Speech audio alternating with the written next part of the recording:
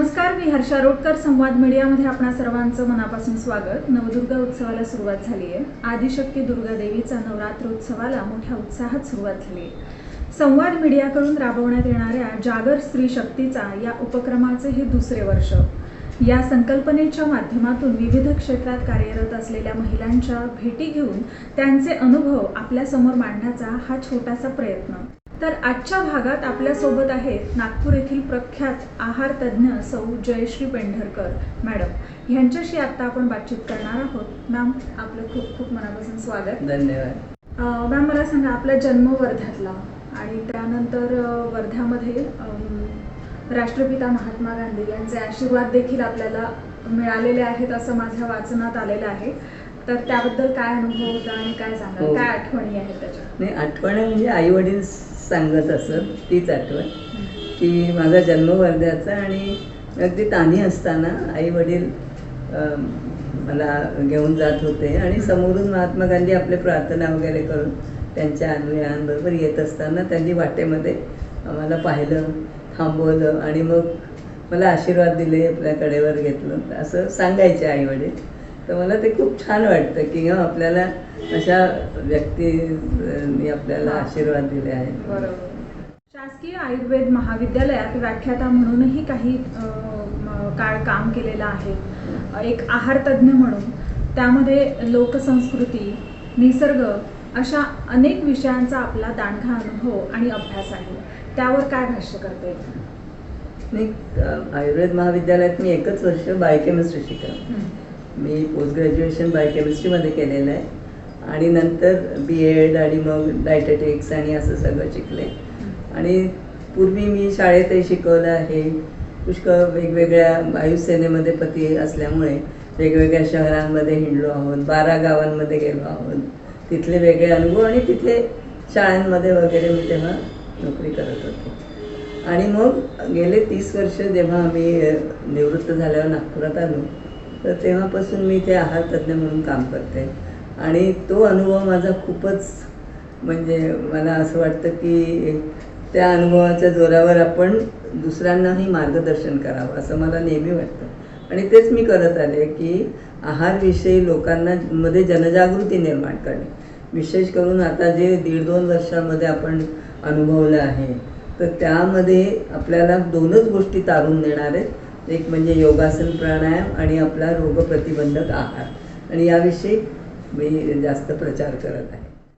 त्याच्या आधी जेव्हा पूर्वी शाळेमध्ये किंवा इतरत्र काम करताना मी आहारावरतीच मुलांना आम्ही त्याच्याविषयी प्रोजेक्ट्स घेत असू, त्याच्याविषयी कार्यक्रम करत असू, प्रदर्शनं भरवत असू आणि त्यामध्ये प्रावीण्य पण मुलांना मिळालेलं आहे आहारावरती कार्यक्रम जेव्हा घेत होतो तेव्हाही.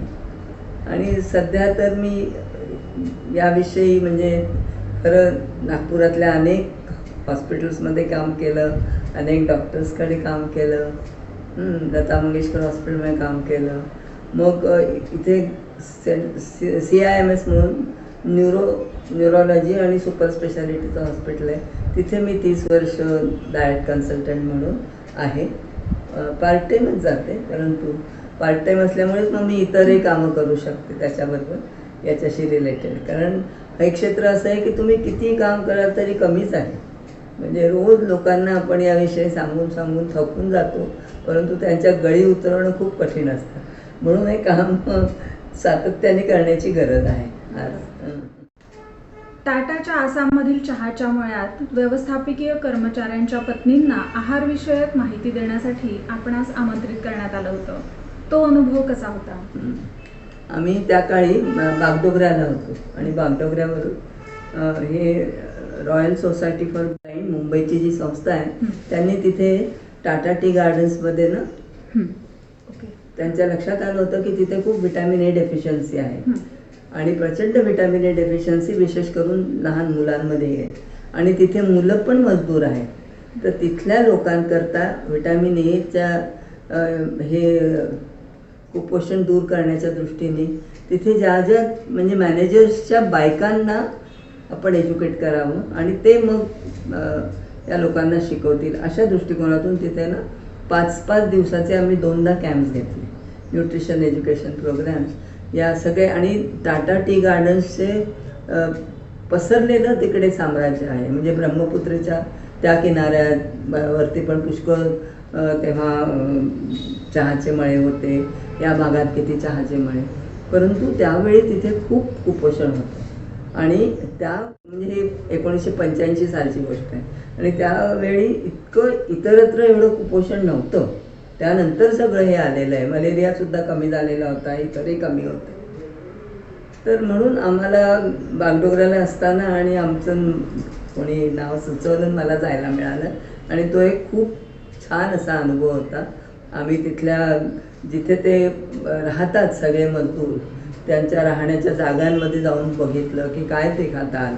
तर ते फक्त हिरव्या भाज्या आणि भात, परंतु भाताचं पाणी फेकून तो भात बनवणार. तर म्हणजे आणि त्यांच्या आहारामध्ये मग डाळ नाही, इतर काही प्रोटीन्स नाही, काहीच नाही. खाल्लं तर कधी फिश वगैरे खात असते. आणि प्रचंड प्रमाणात आम्ही कुपोषण पाहिलं तिथे. आणि हे भाताचं पाणी फेकायचे नाही, त्या पाण्याचं मग ते दारू करणार आणि ते दारूचं प्रमाण होतं. आणि प्रचंड अज्ञान होतं तिथे, काहीसुद्धा कोणाला माहीत नव्हतं. ते बघून खूप वाईट वाटलं. आणि तिथला एक अनुभव म्हणजे मी सांगेन की ते सगळे जे मजदूर आहेत ते आमच्याजवळ आले आणि म्हणाले की आम्हाला इथे आमचा मालिक आम्हाला गमबूट नाही देत. गमबूट्स खूप लवकर आमचे खराब होतात आणि आम्हाला ते मिळत नाहीत. तर आपण त्यांना काही समजलं नाही आम्ही कशाला गेलो काय. तर आपण आमच्याकरता ही शिफारस करा. तर मग आम्ही शोध लावला की हे काय आहे.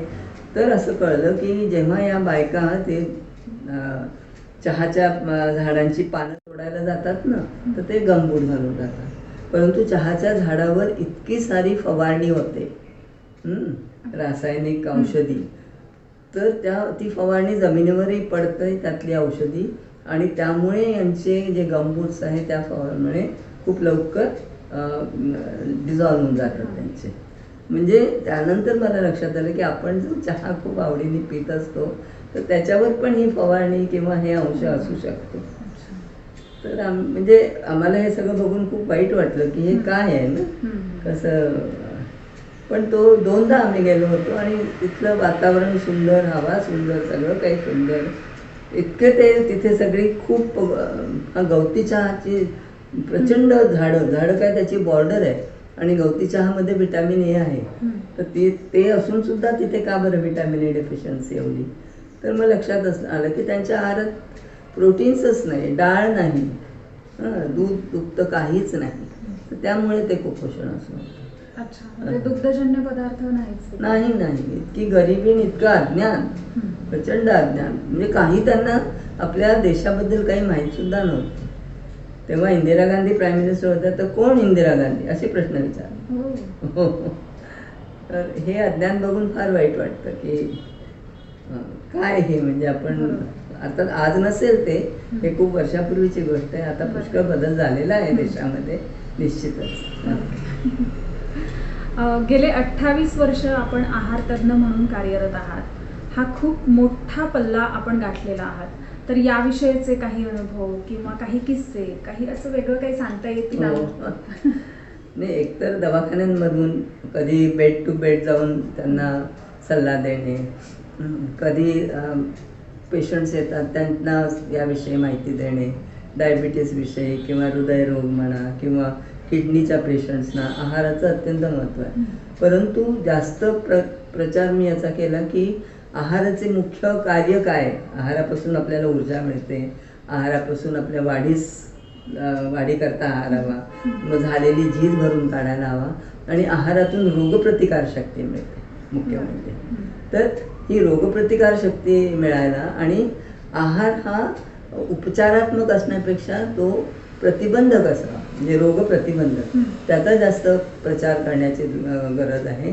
की आहार हे, कारण एकदा आजार झाला की मग तो काही आहाराने तो बरा होत नसतो, तेव्हा तर औषधी योजना लागते.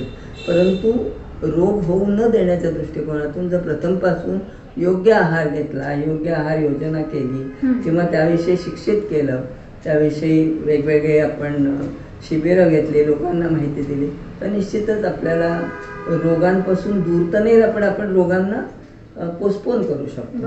अवेळी जे रोग दिसत आहेत आजकाल लहान मुलांमध्ये दिसत आहेत, 26व्या वर्षी 25व्या वर्षी हृदयरोग होत आहेत, डायबिटीस तर काय भयंकरच झालेलं आहे. तर ह्या सगळ्यांना आपण रोखण्याचं एकच माध्यम आहे की आहार, विहार, आचार आणि विचार. तर विहार म्हणजे व्यायामाची तेवढीच गरज आहे. आचार म्हणजे आपली वागणूक चांगली असावी, इंटरपर्सनल रिलेशनशिप चांगले असावे, आणि आपले विचार जर पवित्र, सुंदर, निर्मळ असतील तर ते आपल्या ह्याच्यात दिसतातच आणि आपल्या वागणुकीत येतात. तर आरोग्य हे सगळ्यात महत्त्वाची गोष्ट आहे. मला नेहमी वाटतं की 3 गोष्टी महत्त्वाच्या आहेत आपल्या आयुष्यात. आपला देश, त्याचं संरक्षण, त्याचा विकास, हे सगळं आपल्याच हातात आहे. मग आपलं स्वास्थ्य, आपलं आरोग्य अत्यंत अनमोल अशी गोष्ट आहे. आणि तिसरं आपलं चरित्र. या 3ही गोष्टी फार महत्त्वाच्या आहेत. या सांभाळायला आपल्याला कष्ट घ्यावे लागतात. आणि हे जे स्वास्थ्य आहे ते जसं मी सांगितलं की एका गोष्टीवर आरोग्य मिळणार नाही. आरोग्य ही खूप मूल्यवान गोष्ट आहे. त्याच्याकरता कष्ट करावे लागणार, भरपूर रोज व्यायाम असावा. तर हे याचाच प्रचार करण्याची गरज आहे. आणि हे जे इतर जे खूप प्रयोग फुटलेलं आहे, जिमचा प्रयोग फुटला आहे, कुठे वेगवेगळ्या प्रकारचे डाएट्स काय निघाले आहेत, तर हे सगळं खूप विचित्र वाटतं. खरं म्हणजे आपली जी भारतीय संस्कृती आहे, महाराष्ट्रीयन पद्धती आहे खाण्यापिण्याची, ते सगळ्यात उत्तम आहे. पण उगीचच परदेशातल्या गोष्टी खायच्या, परदेशातली तेलं, परदेशातल्या भाज्या, अशी काही गरज नाही आहे.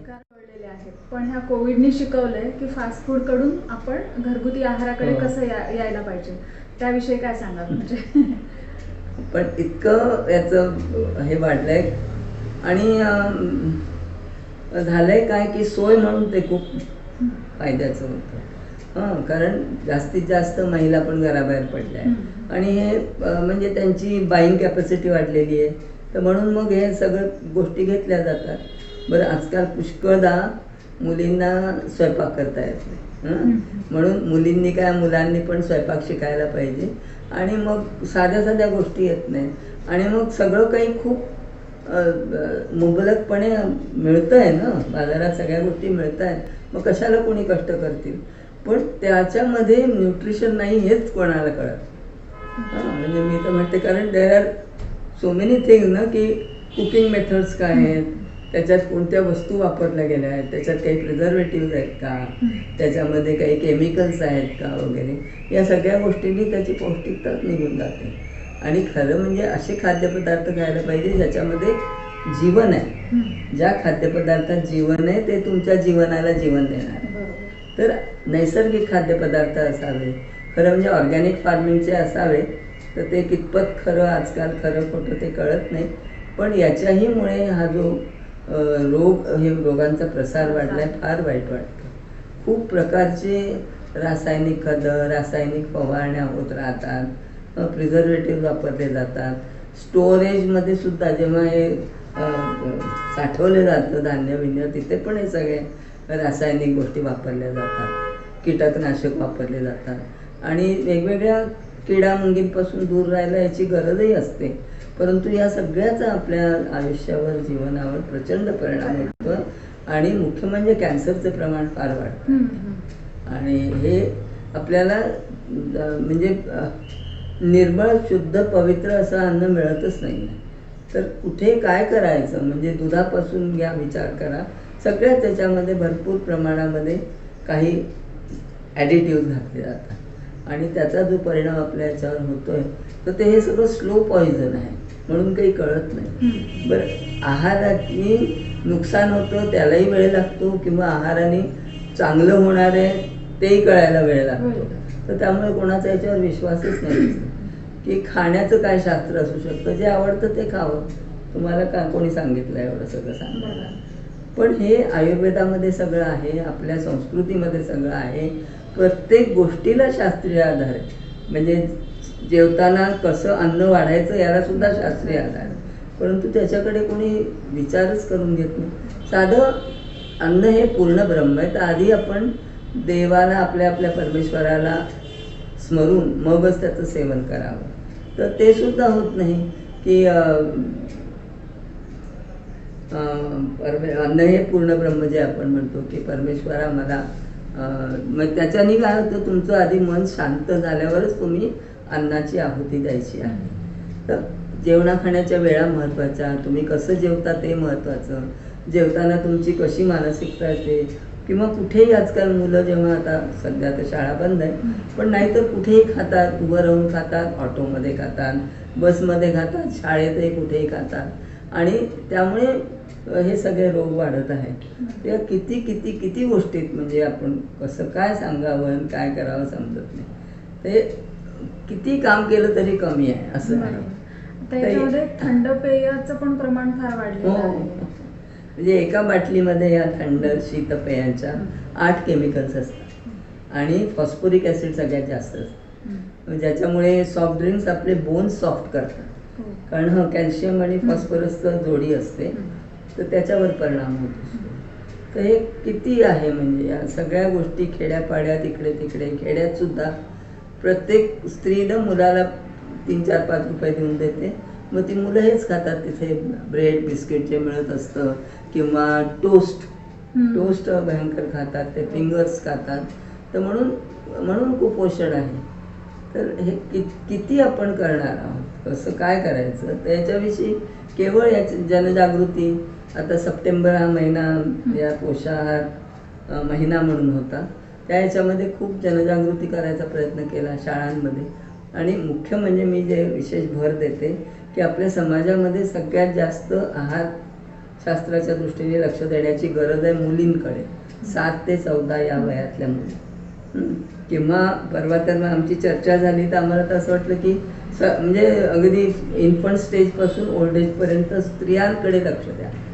एकदा तुम्ही स्त्रीकडे लक्ष दिलं आरोग्याच्या दृष्टीने की तुम्ही समाजाकडे लक्ष दिलं असं होतं. आणि 7 ते 14 हे किशोरवयीन वयामध्ये त्या मुलीची पुढील भविष्यात आई होण्याची तयारी होत असते, डेव्हलपमेंट होत असते तिच्या शरीरात. तर तो काळ निघून गेला, ती वेळ निघून गेली किंवा पुढे जाऊन आपण तिला काही नाही करू शकत. त्या वयामध्ये तिला योग्य आहार म्हणजे काय, तिला भरपूर प्रोटीन्स, कार्बोहायड्रेट्स, फॅट्स हे सगळं मिळायला पाहिजे. सगळे विटामिन्स, मिनरल्स, सगळं रोज 40 अन्नघटकांची गरज असते. 10 तरी आवश्यक अमायनो ॲसिड्स, 14 तरी क्षार, 15 जीवनसत्व रोज एव्हरी 24 hours, आणि 1 इसेन्शियल फॅटी असते तेलाचा घटक. तर हे आपल्याला मिळतच नाही. आणि हे सगळे घटक आपल्या शरीरात एका टीमप्रमाणे काम करतात. तर हे घटक मिळायला रोज आपल्या आहारात आपलं साधी जी महाराष्ट्रीयन थाळी आहे ना त्याची तो संतुलित आहार. शेवटी सगळं काही आहे संतुलित आहार. आणि त्या संतुलित आहार कसा मिळवायचा, तर 2दा भोजन दुपारी आणि रात्री, आणि 2दा नाश्ता. सकाळी नाश्ता, संध्याकाळी नाश्ता. तर सकाळी ओला नाश्ता, संध्याकाळी कोरडा नाश्ता. तर हे कसं मिळवायचं, तर याच्यात कमीत कमी 2 ते 3 वाटी डाळ किंवा उसळ काही म्हणा, पनीर वगैरे. मग रोज 200 ते 300 ग्रॅम भाज्या पाहिजे. मग रोज लिंबू पाहिजे 2-3. रोज गाजर असावे, रोज भाजलेले शेंगदाणे मुठ्ठीभर असावे. आणखीन रोज आपल्या आहारामध्ये मेथी दाण्याचा पण प्रयोग करावा. आम्ही असं म्हणतो की आयुर्वेदातही म्हटले की षडरसयुक्त आहार असावा. तर 6 रस असण्याकरता म्हणजे तिखट, आंबट, खारट, गोड आणि कडू आणि तुरट. तर कडू आणि तुरट हे रस खूप महत्त्वाचे आहेत. आणि त्याच्याकरता रोज काहीतरी कडू खावं, तर मेथी दाणा सगळ्यात उत्तम. आणि तुरट रसाकरता रोज आपण आवळा खायला पाहिजे. रोज आवळा जर खायला मिळाला तर अत्यंत चांगली गोष्ट आहे. तर हे 6 रस रोजच्या आहारात असणं महत्त्वाचं आहे. आणि असंतुलित आहार मुख्य म्हणजे आपल्या देशाचे माझं विचार आहे की प्रोटीनची कमतरता आहे सगळ्यांमध्ये. प्रोटीन आहारामध्ये म्हणजे धान्याचा प्रकार भरपूर खाल्ला जातो, परंतु डाळचा नाही, दूध नाही, तर त्याखेरीज तुमच्या शरीराची वाढ होत नाही, रक्त बनत नाही, किंवा थायरॉईडचे प्रॉब्लेम्स आहेत स्त्रियांमध्ये, मुलींमध्ये तर खूप प्रॉब्लेम्स आहेत. हे सगळे प्रोटीन रिलेटेड आहेत आणि प्रचंड प्रमाणात. कारण प्रोटीनवर तर आपलं आयुष्य आहे संपूर्ण. आणि त्या प्रोटीनची कमतरता असते, कारण ती प्रोटीनची गरज माणसाला जन्मापासून मृत्यूपर्यंत आहे, सतत 3 तासांनी आहे. कारण सतत आपल्या शरीराची झीज होत असते. रोज आपलं शरीर जुनं जुन्या पेशी नष्ट होतात आणि नवीन पेशी सतत बनत असतात. म्हणून या योग्य आहाराची सतत गरज असते. आणि एकदम कदाचित रोग दिसत नाही किंवा काही असं होत नाही, परंतु हळूहळू शरीरामध्ये त्याची कमतरता होते आणि मग कुठलाही रोग एका रात्रीत उपटत नसतो. अशी त्याची तयारी अनेक वर्ष होऊ शकत असते.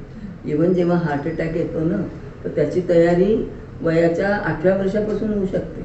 तर म्हणून मुलांना आपण काही द्या असं नाही की मुलांना खूप तळलेलं द्या किंवा खूप आपले पराठे पुऱ्या आणि हे सगळं द्या असं नाही. तर योग्य खाण्याच्या सवयी लहानपणापासूनच लागतात आणि तेव्हा त्या प्रत्येक घरात आईवडिलांनी लावायची गरज. बरोबर. आणि आजची मुलं हे आपलं भारताचं भविष्य आहे. त्यांना कसं आपण सुदृढ करू शकू याच्याकरता आपण काम करण्याची गरज.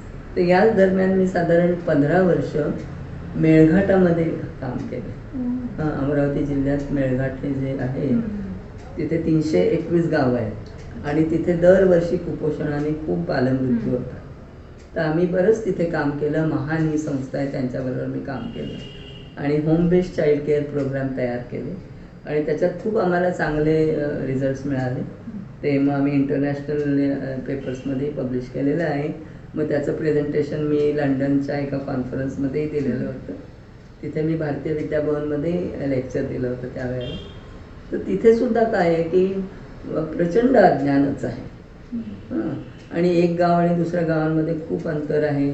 शाळा आहेत, परंतु अज्ञान हे मूळ आहे आणि तिथे आपण पोचायला पाहिजे.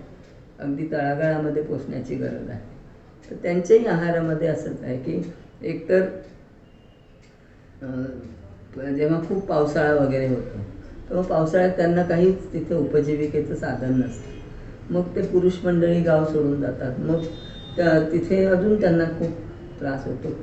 प्रचंड तिथे गरिबी आणि हे आम्ही पाहिलं. आणि का तिथे आपण अजून काही सुधारणा करू शकत नाही हे मात्र कळत नाही. पण तिथे मग लहान मुलांकरता पण जे सॅम म्हणजे सिव्हिअरली मालनरिश जी मुलं आहेत त्यांच्याकरता वेगवेगळे असे काही रेसिपीज केल्या. मग त्याचे काही पाउचेस केले आणि WHOच्या स्टँडर्ड्सप्रमाणे त्याच्यामध्ये प्रोटीन्स आणि कॅलरीज असे करून मग ते आता त्या मुलांना दिले जातात. रोज दिलं जातं. काही सेंटर्स असे ठेवलेले आहेत आणि त्याच्यामध्ये पुष्कळ फरक दिसत आहे म्हणजे या बाबतीमध्ये. पण इतकी गावं आहेत ना, तर हे काम अपुरं पडतं ना. पुष्कळ लोकांनी तिथे करायला पाहिजे. किंवा तिथे जे धान्य सरकार देतं ते पण त्यांच्यापर्यंत पोचत नाही. म्हणजे अशी वेगवेगळी कारणं असू शकतात. तिथलं कुपोषण बघून खूप वाईट वाटतं. आणि तिथे काय शहरामध्येही हे प्रोटीनचंच कुपोषण आहे. हा जो लठ्ठपणा येतो तर हा सुद्धा प्रोटीनच्या कमतरतेमुळे. दूरदर्शन आणि आकाशवाणीवर त्यांचे व्याख्याने तर होतच असतात, परंतु त्यांनी आज संवाद मीडियाला वेळ दिला आणि सखोल माहिती दिली. त्यासाठी मी त्यांचे मनापासून आभार मानते. खूप खूप धन्यवाद.